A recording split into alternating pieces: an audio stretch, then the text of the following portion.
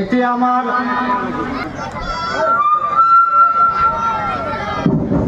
hello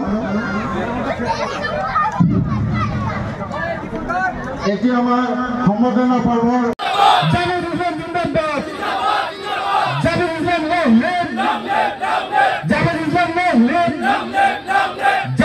आगे बढ़िए हम आपके साथ हैं अतुल बोरा जिंदाबाद हिमाचल शर्मा जिंदाबाद केशव महतो जिंदाबाद क्या আমার অগবদলৰ পাৰ্টি অগবদলৰ প্ৰতি আকৰ্ষিত হৈ আমাৰ যুৱক বন্ধুসকল প্ৰায় 200ৰো অধিক যুৱকে আজি অগবদলত যোগদান কৰিব এই আমাৰ মাজত যুৱক বন্ধুসকল আফজালুর রহমান আসাদুল ইসলাম শহীদুল ইসলাম আহিবুল ইসলাম ইয়ানুর হক আতাবর আলী মুবারক আলী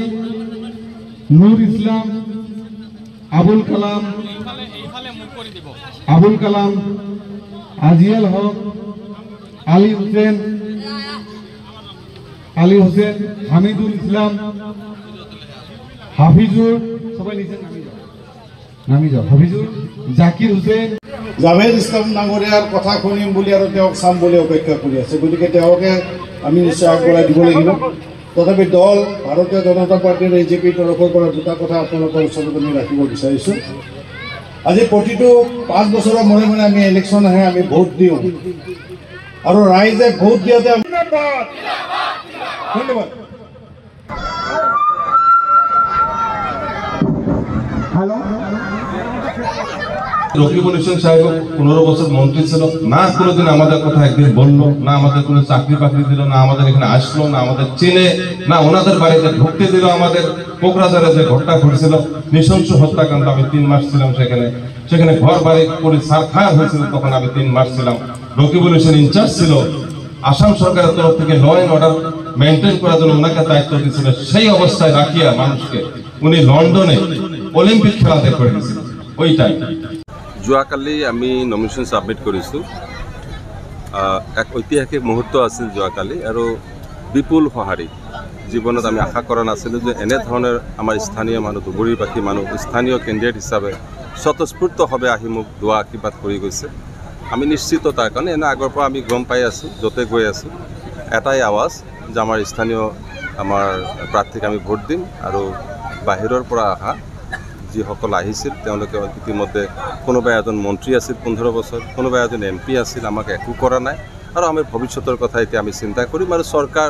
আমাৰ কাৰণে বহুত কাম কৰি আছে গতিকে ৰাইজেও চৰকাৰমুখী হৈছে দেখা যাচ্ছে বদৰুদ্দিন আজমল এটা তাৎপৰ্যমূলক মন্তব্য নমিনেশ্যন সাবমিট কৰি যে আমাৰ লগত আল্লাহ আছে আৰু আমাক হাৰালে আল্লাহ হাৰোৱা হ'ব এই কথাটো কিমান যুক্তিসংগত এটা কথা কি ৰাজনীতিত যিজন ব্যক্তিয়ে আল্লাহৰ লগত তুলনা কৰিব আল্লাহক ব্যৱহাৰ কৰিব তাকে নিশ্চিত পতন হ'ব